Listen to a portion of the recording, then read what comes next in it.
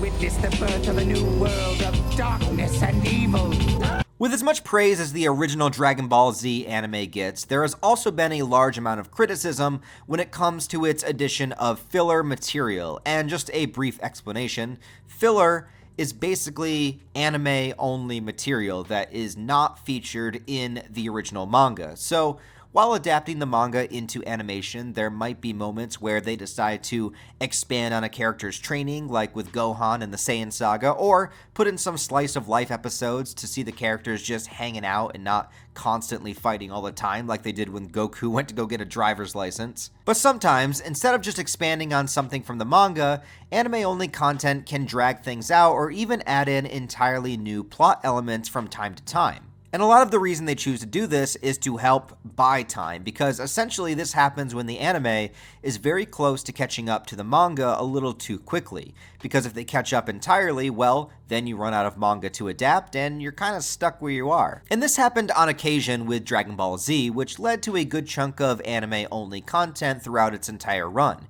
However, nothing is more controversial, disregarded, and underappreciated than what is known as the Garlic Jr. Saga, a 10-episode mini-arc placed in between the end of the Frieza Saga and before the beginning of the Android and Cell Saga. And a lot of people seem to absolutely hate the Garlic Jr. arc, but I'm not really sure why. So much so that they just skipped the arc entirely when they decide to rewatch it.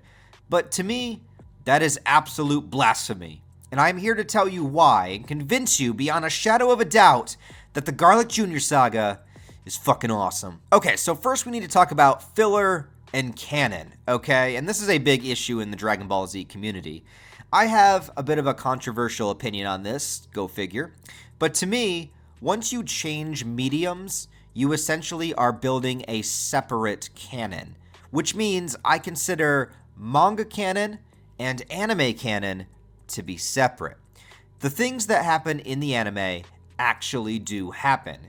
It's not a dream sequence, it's not imaginary, it's literally happening to the characters. Therefore, it is canon. Nobody watches Marvel's Infinity War, the movie, and says the movie is not canon because the storyline doesn't happen the same way it happens in the Infinity War comic book. No, it's an adaptation. And I understand manga is much more of a literal adaptation than comics are, but you are still switching mediums. The extra training, the driver's license episode, the Bulma Ginyu Frog stuff, none of it happens in the manga, but it does happen in the anime, so it is canon to the anime. And so does the Garlic Jr. Saga. But here's the main problem. The Garlic Jr. Saga doesn't contradict anything that comes after it, but the biggest glaring issue is that the character that it's built around is from a Dragon Ball Z movie. The very first one, actually, called Dead Zone. It's a pretty awesome movie. I love the animation style in it. I really miss this style of Dragon Ball animation, but it showcases the character of Garlic Jr. and how he is the only Dragon Ball villain to ever actually wish for immortality and receive it. This short motherfucking king is an absolute Chad for doing things that Vegeta and Frieza and nobody else ever managed to do. He was able to complete this goal of immortality, so say what you will about him, but Garlic Jr. got the job done right. But I know that technically none of the Dragon Ball Z movies are canon, and this is the biggest technicality to get around to make the Garlic Jr. Saga feel more canon in the anime. But of all the DBZ movies, it is the easiest one to make canon if you just changed a very minor thing. It can take place just fine in between the end of Dragon Ball and before Dragon Ball Z begins, and everything in it can still work, except in the movie, Krillin, Bulma, and Master Roshi all know that Goku has a son. And in the beginning episodes of Dragon Ball Z, they meet Gohan for the first time. So that's really the only glaring issue here. Other than that, you can definitely make this movie work within the anime's canon, so I don't have an answer to explain away why they knew Gohan was a thing and then didn't know, but I think it's worth looking over because when Garlic Jr. does come back in the anime, the saga itself is fan-frickin-tastic. The main reason why I love the Garlic Jr. arc is because Goku is absent from it. Now, I love Goku as a character as much as anybody, but since this was in the time period before he gets back to Earth, I love how this arc is forced to focus on other characters, specifically Piccolo, Gohan, and Krillin. It comes down to the three of these guys to save the day, and they don't cheat us with that fact. Now, it would be nice if they added in my boy Yamcha as well, but hey, things can't be perfect.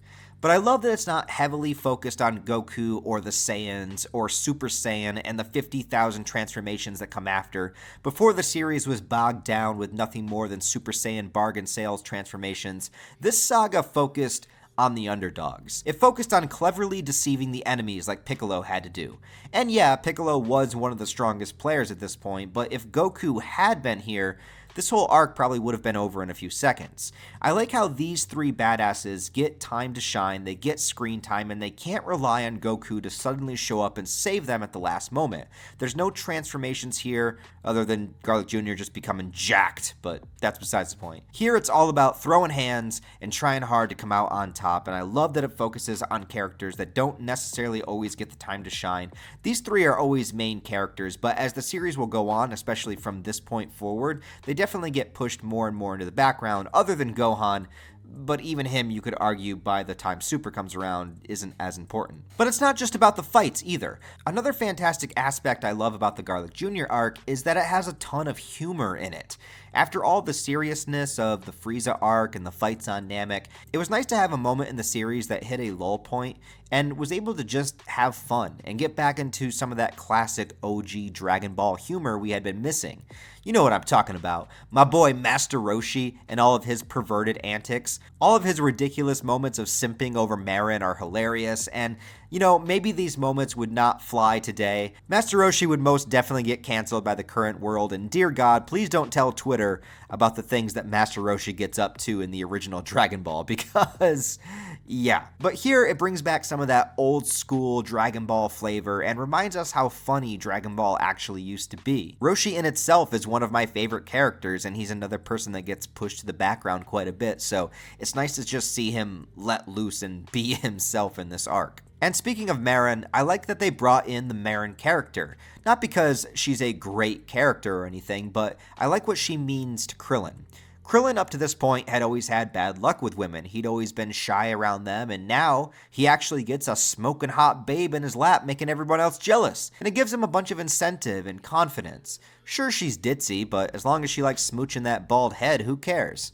And I'll leave it up to you to decide what bald head I'm talking about. But I also think that this leads into Krillin's eventual relationship with Android 18 later on. It expands on it because I love that in the final episode of this arc where he was going to ask Marin to marry him, but he decides to let her go because he thought that he wasn't good enough for her. But in the end, she would have said yes, proving that he was good enough.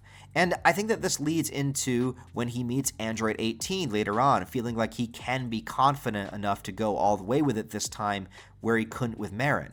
And also, I just legitimately think that the fight scenes in the Garlic Jr. saga are fantastic. I love how Piccolo pretends to be taken over by the Blackwater Mist and he just beats the ever-loving fuck out of Gohan, only to show later he was faking it the entire time because he knew that he trained Gohan and that he could handle that amount of abuse. I mean, you don't get classic child abuse like this anymore. But it's also a nice throwback to their training scenes, and it was still well before Gohan would surpass Piccolo in power, so fighting Piccolo was actually a really difficult challenge for him. And I also have to talk about what they do with Vegeta during this arc. Now, Vegeta is not involved in the main storyline, but what he's up to is incredibly interesting. He's up in space searching for Goku, which adds to his character and the storyline and sets up for when he returns shortly after, right before Trunks does. And along the way, he is finding and decimating the remnants of Frieza's army because Frieza had a whole multi-planetary organization going. It makes sense that they all wouldn't be disbanded yet, and even makes more sense that some of them wouldn't even know that Frieza was dead in some cases. So this expands on the world building, and for Vegeta, it has him getting the catharsis of making the rounds and taking out everybody that he finds that's left with Frieza's organization. So overall, I think the issue with canon can be easily overlooked. It's a short arc and it doesn't take up a ton of time in the series. I like that it gives the other characters and non-Saiyans a chance to shine. It expands on characters when it comes to Krillin, Gohan, Piccolo, and even Vegeta to a little bit. I love that they threw in some classic Dragon Ball humor, and the fights were intense and and fun to watch. With all of that combined, I can say, to me, this mini arc is absolutely unskippable, and also, let's not forget how hype the old school Toonami promos made the Garlic Jr. saga. They knew this needed to be brought up to the next level, and the trailers definitely showcased that.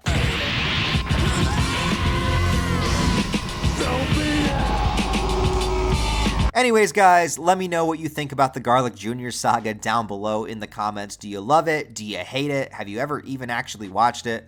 Also, if you have been subscribed to my channel for long enough, you might have realized that this video is actually a remake of a very, like 6-year-old video I made on this channel. It's no longer up, by the way, if you're curious. If you happen to remember the original video, though, let me know how you like the better produced version of it now. Other than that, guys, thanks for watching. Leave a like if you enjoyed it, and go ahead and subscribe if you want to stick around and see more. Beyond that, I hope you all have a wonderful day. I'll talk to you next time.